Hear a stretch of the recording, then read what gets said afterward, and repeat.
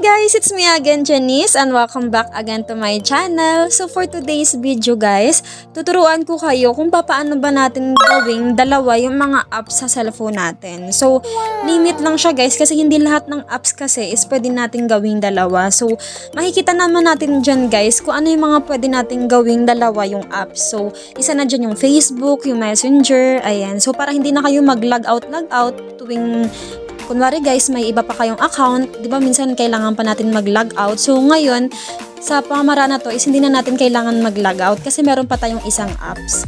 Ayan. So as you can see, yung Facebook ko dito is isa lang, ito. So dito, wala na kayong makikita. Light na kasi yun nandito. Pero kung gusto niyo yung Facebook mismo, ganito lang po ang gawin niyo. Punta kayo sa settings. Tapos sa search guys, i-search mo lang yung app clone. Ayan, ganyan siya guys. Tapos as you can see, dito nyo na po makikita yung mga apps na pwede ninyong magiging dalawang apps sa cellphone ninyo. So, example na guys yung Facebook. Ayan, i-click mo lang yan. Ayan, tapos, ayan, mag-back ka lang, i-home screen mo lang yan. Makikita mo na dyan dito.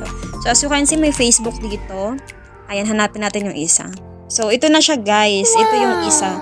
So, pwede kayo dyan mag-login ng isa nyo pang account. Diba guys? Ganun lang kadali. Bahala na kayo guys kung ano pa yung gusto ninyong dito i-upload or maging dalawang app sa cellphone ninyo. So, ganun lang guys. Try nyo na rin.